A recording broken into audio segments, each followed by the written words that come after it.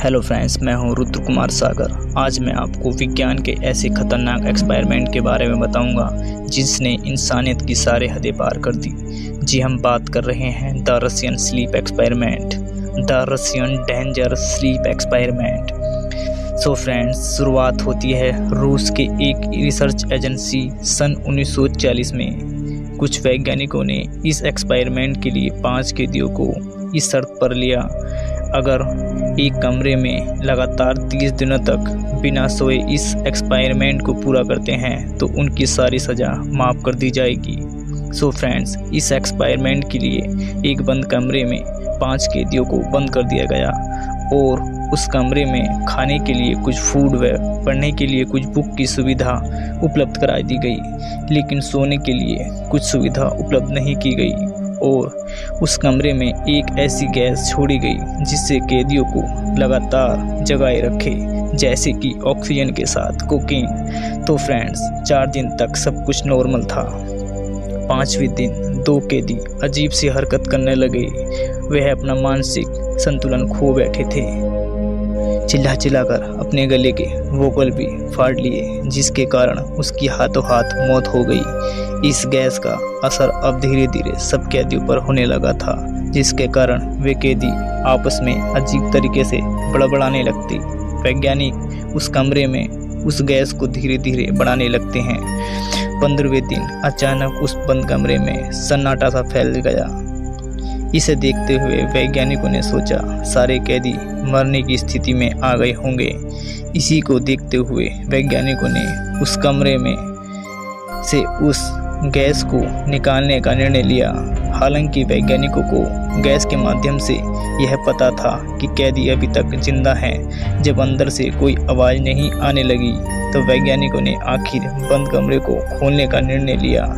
जैसे कि वैज्ञानिक ने अंदर आने की सूचना कैदियों को दी, तब अंदर से एक रोंगटे खड़े कर देने वाली आवाज़ आई। कैदियों ने कहा, हमें यहीं रहना है, हमें यहीं रहना है। यह एक चौंकाने वाली बात थी। इन्हें इस चैम्बर में मज़ा आने लगा था।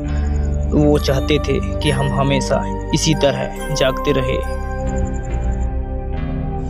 इसके बाद वे कैदी वैज्ञानिकों से भीख मांगने लगे, कृपया वो गैस फिर से चालू करें और हमें हमेशा के लिए इस कमरे में हमें अपने हाल पे छोड़ दिया जाए। यह देखकर सारे वैज्ञानिक सोच में पड़ गए, आखिर इन कैदियों के साथ हो क्या रहा था। फिर भी उनकी बातों को अनसुना करते हुए जब उस कमरे का दरवाज़ा खोलते हैं तो रोंगटे खड़े कर देने वाला दृश्य सामने आता है। सारा खून जैसा का तैसा पड़ा हुआ था, जमीन खून से रंगी हुई और जमीन पर कैदियों के शरीर के कटे हुए अंग पड़े हुए थे ताकि वे उन्हें बाद में खा सके। कुछ कैदी खुद के ही मांस के नोच नोच कर पार्ट्स खा चुके थे, अपने ही अंग खा चुके थे। यह दिल दहलाने वाला नज़ारा था। एक कैदी तो खुद का पेट इतना खा गया था, हड्डियां तक नजर आने लगी थी। जब उन कैदियों को इलाज के लिए ले जाया गया तो कैदी वापस उस कमरे में जाने की भीख मांगने लगे। और जिस मॉर्फिन के एक इंजेक्शन से एक व्यक्ति 6 घंटों तक बेहोश हो सकता है, उस मॉर्फिन के इंजेक्शन 8 लगने पर भी वे अपने होश में थे और डॉक्टर से रिक्वेस्ट किए जा रहे थे कि उनका ऑपरेशन उनके होश में रहते हुए किया जाए, क्योंकि उन्हें ऑपरेशन दर्द में भी मज़ा आने लगा था। जैसे जैसे डॉक्टर ऑपरेशन किए जा रहे थे वैसे वैसे वे कैदी मुस्कुराने लगते। लेकिन इन ऑपरेशन में 5 कैदियों में से 3 कैदियों की मौत हो गई। तो फ्रेंड्स, इस एक्सपेरिमेंट को यहाँ नहीं रोका गया, बल्कि सोवियत यूनियन के ऑफिसर ने इस एक्सपेरिमेंट को जारी रखने का ऑर्डर दिया, क्योंकि वो देखना चाहते थे कि इन बचे हुए कैदियों को अगर फिर से उस कमरे में उस गैस के साथ छोड़ दिया जाए तो क्या होगा। अब यह रिसर्च हैवानियत का रूप ले चुकी थी। इस एक्सपेरिमेंट ने इंसानियत की सारी हदें पार कर दी थी, इसलिए वैज्ञानिक इस एक्सपेरिमेंट को यहीं रोकना चाहते थे, लेकिन ऑफिसर के ऑर्डर की वजह से करना पड़ा। और इस बार 2 वैज्ञानिकों को भी बचे हुए कैदियों के साथ उस कमरे में बंद कर दिया गया। जब उन कैदियों को उस कमरे में लाने की बात चल रही थी तब वे वैज्ञानिक उन कैदियों पर बहुत ध्यान से नज़र लगाए हुए थे। एक कैदी बार बार चिल्ला रहा था। जब उस कैदी को यह पता चला कि आपको उस कमरे में वापस ले जाया जा रहा है जिस कमरे में उस गैस के साथ रहा जाएगा, तो उस कैदी की बहुत ही शांत हो गई। इसे देखकर एक रिसर्चर डर गया और उसने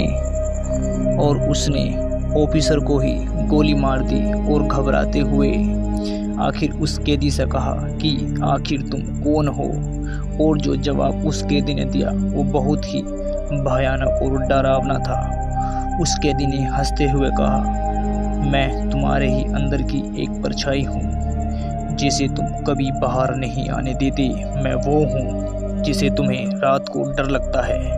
यह सुनकर उस रिसर्च ने बचे हुए 2 कैदियों पर भी गोली मार दी और खुद गोली मारकर इस एक्सपेरिमेंट को यहीं ऐतिहासिक रूप से दफना दिया गया।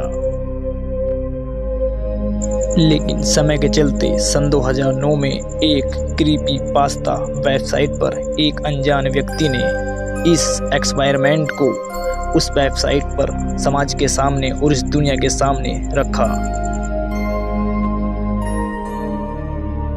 So friends, thank you. अगर आपको यह वीडियो पसंद लगी हो तो प्लीज़ लाइक और शेयर दिस माय वीडियो।